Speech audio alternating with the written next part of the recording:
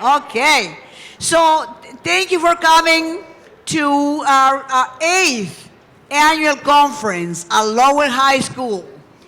I wanted to present some amazing and remarkable women who have made an incredible difference at Lowell High School.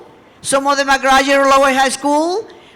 They are making an impact and a difference in the city of Lowell and many other places in the world. So I wanted to make sure that you get to meet them, because at some point they were sitting where you are, many of them. So here you are. We want to make sure that you hear their incredible stories. Yes, I agree. So what I'd like to introduce to our friend, my friend, and yours, our state representative, the Honorable Vanna Howard. Vanna Howard. Yes. She's going to be our MC today.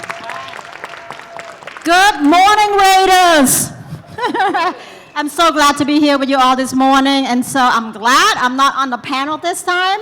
Dr. Veha, thank you for inviting me to be the MC for all of you this morning. So happy Women History Month to all the ladies on the panel this morning, and this is the welcome to the 8th annual Women Conference at Lowell High School. So, Dr. Veha, thank you for hosting this. Thank you, Lowell High School, for hosting this. And before, I asked each of the women to, with the first question, if we could go around quickly in each one of you to introduce yourself to the audience. Thank you. Good morning, everybody. My name's Danielle McFadden. Thank you. Yeah, I'll take the claps. I'm the president of the Greater Lowell Chamber of Commerce, located here in Lowell, and I'm also a 2001 graduate of Lowell High School. Happy to be here. Good morning, everyone. My name is Yunju Choi, and I'm the CEO of Coalition for a Better Acre here in the Acre. Good morning, everyone. I'm Dr. Marianela Rivera. I am the Executive Director of Fortaleza. We're a Latino education advocacy organization here in Lowell. Good morning, everyone. My name is Theng, and I'm also known as Miss Theng because I'm a teacher. And I graduated from here in 1991. And presently, I'm working at Butler as an ESL teacher, and also I am on the Cambodian Mutual Association as a board president. So I'm so glad to be here today. I'm Amanda Ernst. I am a teacher here at Lowell High School. I'm a special education teacher, and I also teach history. And I am a member of the class of 1999. Good morning. After these introductions, I think I should not be in this panel. These are extraordinary women, very entrepreneurial. But my name is Amparo Hernandez Folch. I am a retired math professor from Bunker Hill Community College. And right now, I am also co-championing the well-being movement in Lowell. And I am the manager of my husband's medical practice in Chelmsford, Massachusetts. So thank you for the invitation. Thank you. Good morning, everyone. I am Maryanne Lanes.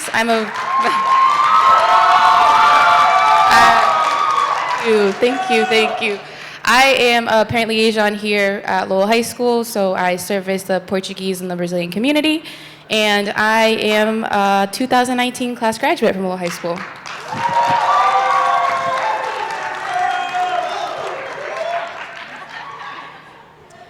Thank you, ladies. All right, let's start with the first question. We're going to start from that end and work this way. Yeah. Who is the person or persons who have made a significant impact in your life?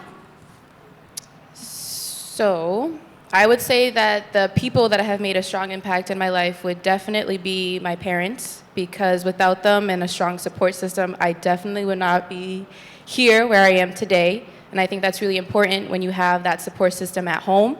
and people who believe in you. So my parents will definitely be a strong impact, and they're still doing it to this very day. So I'm very appreciative for them.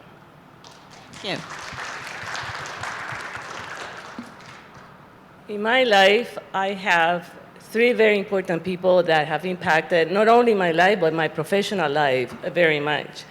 My mother is an international woman. She passed 3 days ago. So I beg you for join me in condolences and praise for her. She was an international woman. She was born in the Philippines. She came to Puerto Rico, and then she came back to the States. And she gave me the value of culture, language, and history. My father was an engineer. He gave me the extraordinary love for science and math, and that's how I became a math professor. And finally, and not less, one of my teachers, my mentors. She was always there to support and really direct me into where to find the resources. So to them, I honor them today with you. Thank you.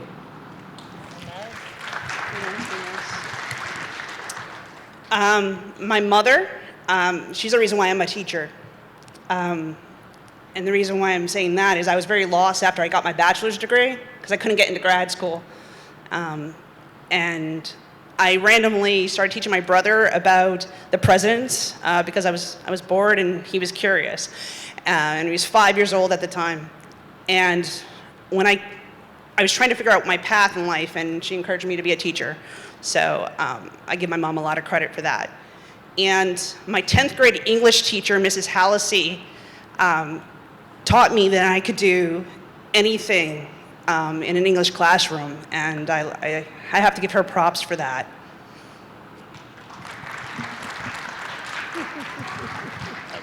So the person who have made significant in my life would be my mom first. We immigrated to America way back during the war. So she was my heart. She was the strength that, what she's instilled in us, in me, is just such be a strong person, a good person, and a person who can, make a difference in people's lives. So my mom is the one, and along with that, amazing other women that I came across through life, through work and in the community. So I have to give those folks also credit for building who I am today. Oh my God, lots of loves for the mommies out there that are like really, doing their most to raise and support us to become the women that we are. So to just echo what everybody else has said, my mom is honestly like the person who's had a significant impact in my life, and I just want to share her story briefly with you. She grew up poor on a farm in Puerto Rico. She was one of 12, and she struggled in poverty. She had to drop out at the 7th grade to be able to support her younger brothers and sisters, and she came stateside to Lawrence and work in the factories to be able to find economic opportunities, and it was really because of my mom working so hard that I was able to go to private school for high school. I was able to attend Northeastern. I had my son at 19. I was very young when I had my son, and my mom helped me raise my son so that I could finish and graduate with my doctorate. So I am everything that I am because of my mom. I owe her everything. So shout out to the mommies out there.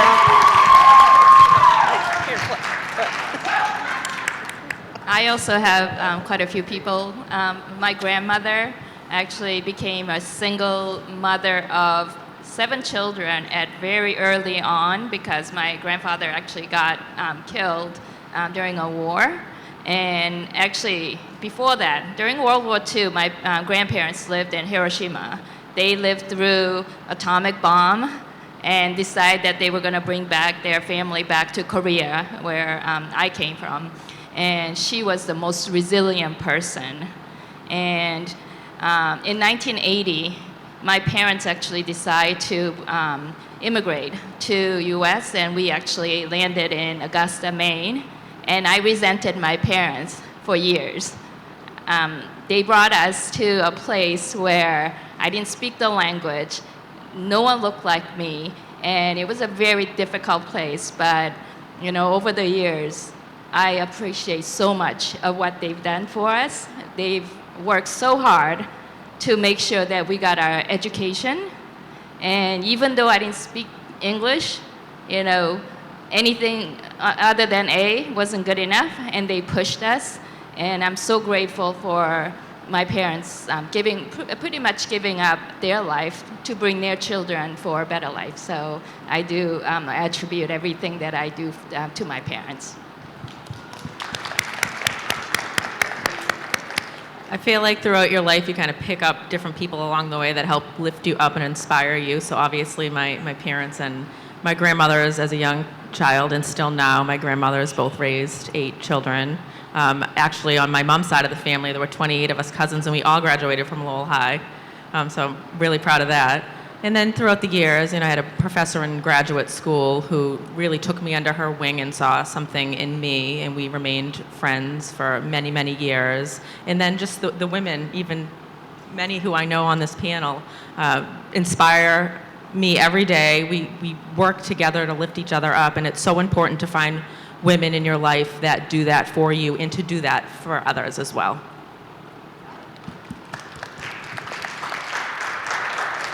Well, thank you, ladies. Now we got through the first question. Now we can sit back and relax. All right, here we go to the next question. Please tell all of us a little bit about some of the challenges in your life that you have faced as a woman, and what are some of the factors and inspirations that helped you to overcome them? Let's start with you, Danielle. Okay. When I thought about this question, there's things that have come up throughout my life and my career in terms of just being a female at the table and sometimes being treated differently because of that. But one thing that really sticks out in my mind is so I had 3 kids in the matter of 4 years. And even after I had my children, people would make comments about my body to me and say, oh, you're having another baby, or, oh, you know how that happens, right? And so for many years, I was experiencing that, people, getting up so that I could sit because they assumed I was pregnant, and always kind of being paranoid about how I look like and what I dress like. So I decided to take action, and I wrote a couple of articles on LinkedIn about how you should never talk about a woman's body and say that, and shared it all over social media. And I had so many women reach out to me because they had had similar experiences. So that was kind of just one way of taking the stress that I was feeling and putting it out there, because I figured other people may have felt similar in that situation. So growing up, I was actually very lucky because I grew up in a home with 3 sisters, and I didn't have any brothers. And because my father had such a strong mother, my father was the biggest advocate of women. And I actually never heard from my parents that we couldn't do anything because we were girls. So I grew up in that way. Then when I got older, and that's when I really saw that we women actually do have this advantage in this world. And one of the positions that I had actually quite a few years ago, I was young, and I actually was responsible for supervising a couple men that were actually quite a bit older than me. And we would have meetings, and I would always be like, okay, we need to get this done, and I'm checking on them to make sure they were doing their work. And then he would actually, after our meetings, he would always go off and tell everyone that this young, not such a good word, is micromanaging him, and he would really give me like really hard time and tell people these things. And finally I had to actually sit him down and say, hey, we have responsibilities, and we need to do our job, and if you can't handle working with a woman who wants to get something done, then maybe you shouldn't be here. And I fired him. And since after that moment, all the other men that work with us really saw me in a very different light, because I don't think people thought that, because I was young and I was timid, and they didn't think I would, be able to do, make such a bold, statement about, you can, you can work, I mean, you need to work under, whoever you are, whether you're, and you can't discriminate and not do something that, younger and woman tells you what to do. So that was, one of the hardest thing I did, because he was probably one of the first people I fired. Over the years, I have fired a lot of people, and it's not fun, but, it's something that you have to do, when you have certain responsibilities. So this question is really triggering, y'all, because I've had to confront a lot of challenges. But one, I'll share a couple. So when I was in 8th grade, my dad was really adamant about me going to private school because the Lawrence High School wasn't accredited at the time. And I went from being on the top of my class in 8th grade in the Lawrence Public Schools to then transitioning to Central Catholic and almost failing. So my dad took on a second job as a janitor to help pay for private school. So there was this pressure from my parents that I had to do well and succeed in private school. But I was failing my freshman year, and I was struggling with anxiety, and I was struggling with depression. And it was really, really challenging for me. I went from being on the top to then being on the bottom, and struggling to go forward with my high school education. I almost had to drop out. But it was thankfully to the mentors that I had in my family, my friends, and teachers that were able to help me get through high school. And I went from being at the bottom of the 9th grade class to being in the top third, and I was really proud about that achievement. And then when I went to Northeastern University, I had my son my second year, my sophomore year at Northeastern University. And I struggled. I struggled in poverty. I struggled with food insecurities. I struggled to get through my college education, but my proud moment was making it across that graduation stage with my little 3-year-old looking at me saying, "I'm proud of you, Dr. Mommy." So I was able to do it. And honestly, it's because of strong women like the panel you see here in front of you today that I was able to get past that stage. And there are many people like us in the community that want to see you succeed, that want to see you excel with your education. So I encourage y'all to reach out to us after the panel and stay in touch, because networking is key. So build up your network.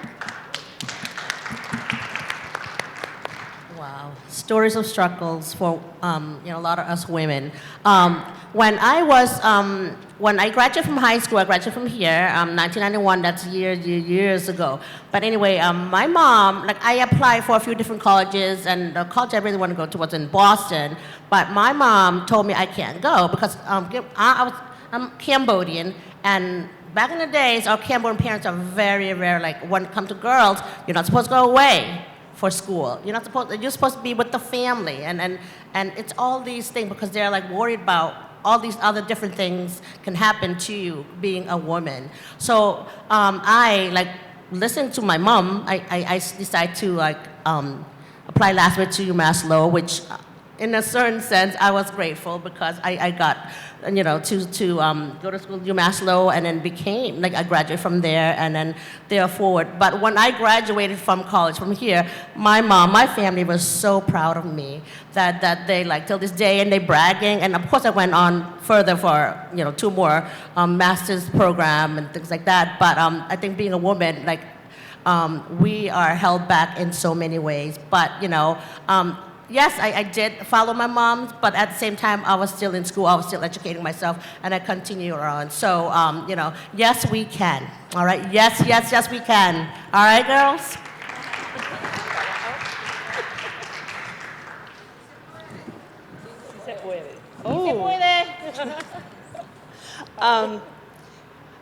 I would have to say underestimated.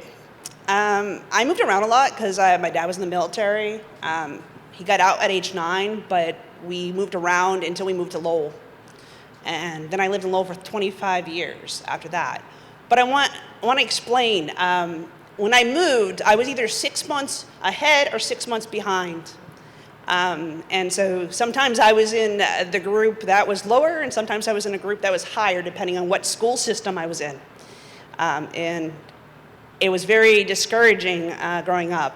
And also, I would experience in school, I never experienced anyone encouraging me to take higher classes or challenge myself. But I love to read comic books. So for me, reading comic books was like, hey, they can do it, why can't I? Let me try a little bit. I know that sounds weird, but comic books really helped me when I was in middle school. And so what I decided I was going to do was I was going to try to read biographies. I started reading biographies, and I was reading these amazing stories. I read a biography by Sandra Day O'Connor, and she was the first Supreme Court woman justice. And I read her book, and I'm like, oh my God, she became a Supreme Court justice, and she graduated from high school. Why can't I do something like that? And so I started challenging myself.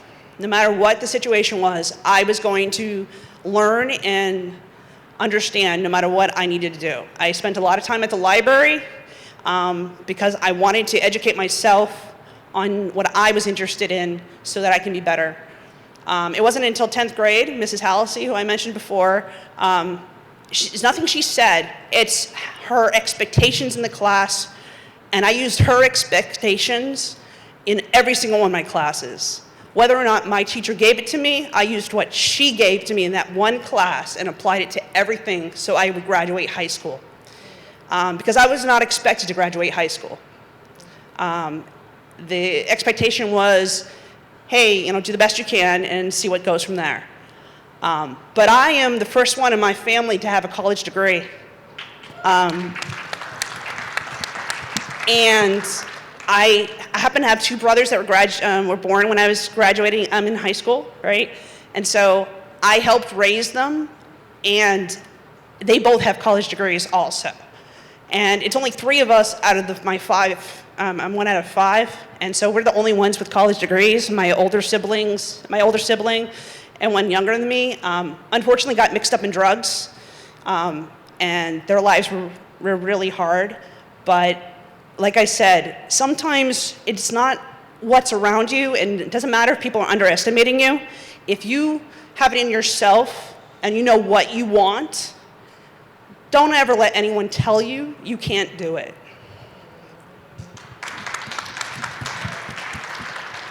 Wow, I'm going to empower that line that you just said, don't let anybody tell you that you cannot do it. My biggest challenge in life came when I got divorced, and I failed in my first relationship after having my 3rd child. I became a single parent when I was 29 years old. And confronting, as a Latina, but as a woman, as a Latina, it is very hard sometimes to confront men, in particular in this relationship where he was, I'm going to say, identified as a great provider, and also man, a very handsome guy. He could not do wrong. No one knew what was going on inside the household. I kept it to myself until I said enough is enough. And I'm sorry if I'm going to tear a little bit, because I am confessing here the most painful experience in my life. When I was about to have my 3rd child, he said he didn't want it.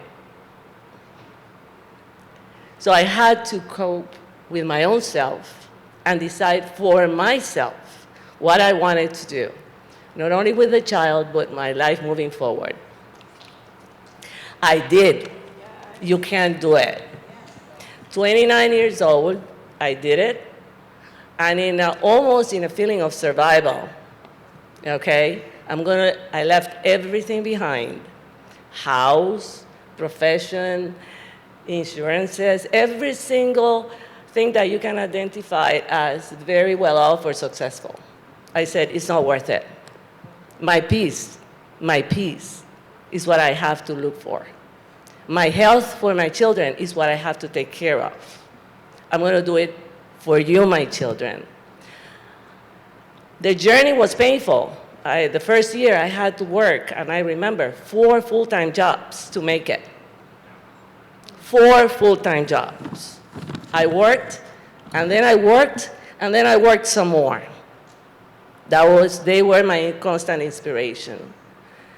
The factor that really helped me go through that painful experience in my life was the resilience and the conviction that I had that I could make it. I was also very grateful to my parents because I had my degree from college. I was a math professor already. So even though I had to change from one state, I was living here in one state, and I had to move to Puerto Rico to find some level of support from my parents. I was able to move on. I remember every single day when I was going to sleep, today is a great day. I don't have to deal with violence anymore.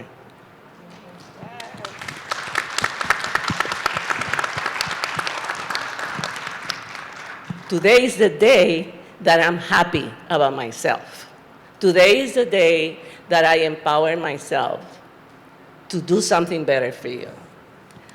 I tell you, it was a long journey. It was a beautiful journey. It was a painful journey. But I have to report to you with pride and joy that it was the best decision in my life.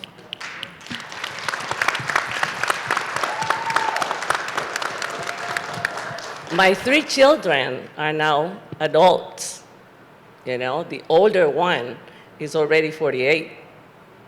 The youngest one, that baby that was so threatened by the circumstances, is 40 years old.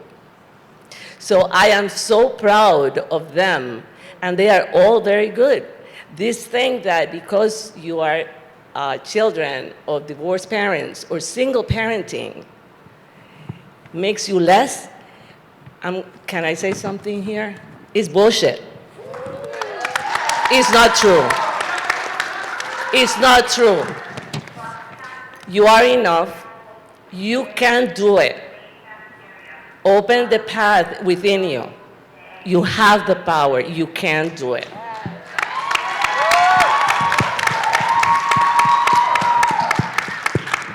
Yes.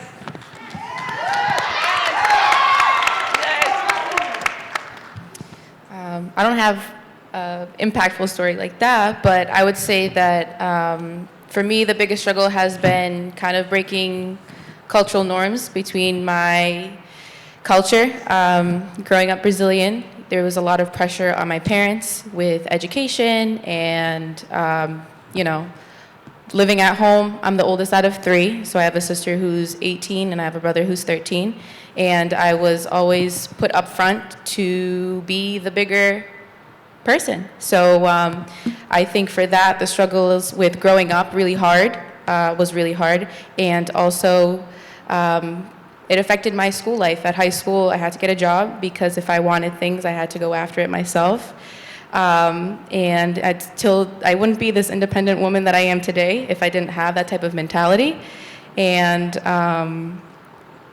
it does affect you in a way in breaking that cultural cycle because it's generational. So you trying to put your foot down in a workplace, in a work environment, or at a school, and you have other people that can underestimate you can be very disheartening.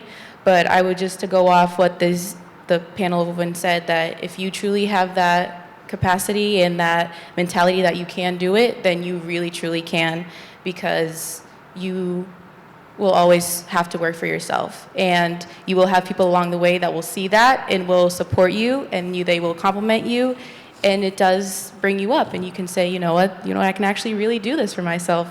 So that would be my biggest struggle, would be breaking that generational cycle.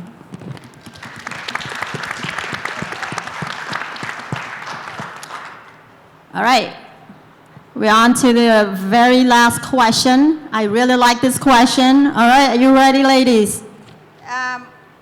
This is about, based on your own personal experiences, what kind of advice would you give to the many, many young women who are here today? with me.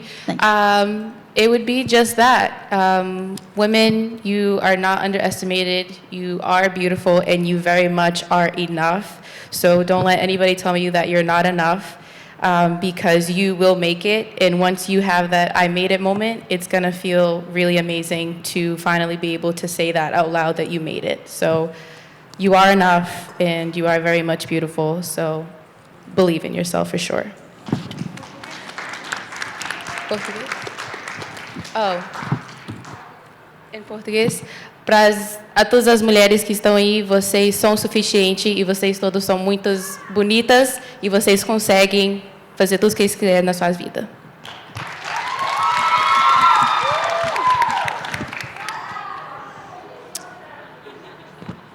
My best advice to all of you is to discover the best within you. It exists. Sometimes it's invisible. Life sometimes is complicated, and you don't see that best that you are. But I advise you to take moments of reflection in your life and look at that self. It has all the answers. It really does have all the answers. You have them within yourself, but you have to think about it. And you have to have a life of commitment to that of who you are that you want to bring forward. Bring that forward. Don't let anybody, nobody tell you what that forward looks like. You would be amazed at the people that are waiting for that, who you are, that makes you unique and special, to move and come forward so they can access it. You are that person that they're waiting for. You need to say, I don't think so. And with that, you bring forward your message and the reflection of others and the best of the other forward. Be yourself, but be the best of yourself. Access it. And before I let you go,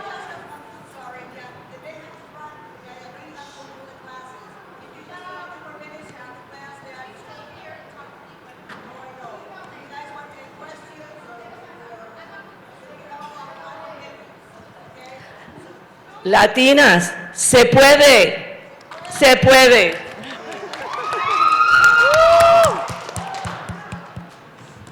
I will say, never stop fighting for what you want in life, no matter what anyone says to you. Because once you get there, you're going to grow and you're going to be amazing. Never stop. Well, believe in yourself. Yes, you can. And that also another thing I want to let you guys know is to please give back. Once you do all that, believe in yourself, be successful, become successful and strong, please give back to the community. Thank you. And I just want to second what's been said in terms of believing in yourself. You know, there are societal barriers that are present that limit the success of some people, but there are also internal barriers that we set upon ourselves, whether it be overcoming the inability to overcome fear or these ideas that I don't deserve this. You have to believe in yourself. You have to believe that you can succeed, and you will overcome any barrier that anybody puts in your place. I promise you that. I had a whole list for this section, but I guess I'll just pick one.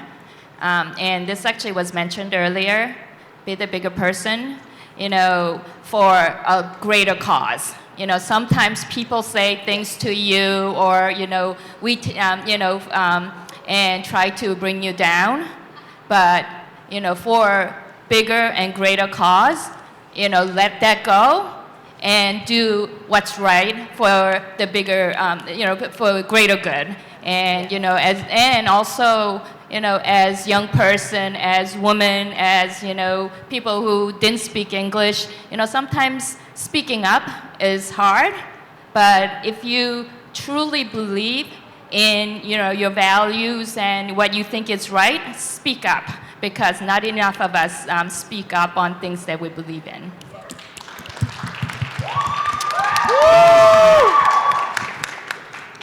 You belong at the table.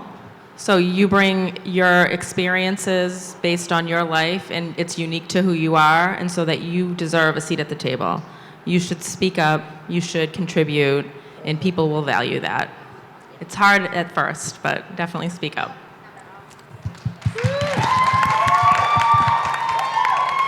Well, we're out of time, but I just want to say thank you to these ladies for being here this morning, for sharing their stories, their challenges, their inspiring messages, and the challenges that they overcame. And thank you to the audience for being here this morning. And thank you to Lowell High School and Dr. Veha for hosting this event. Lowell High School! Can we give another round of applause to the ladies? Thank you all for being here this morning. Take care and stay well.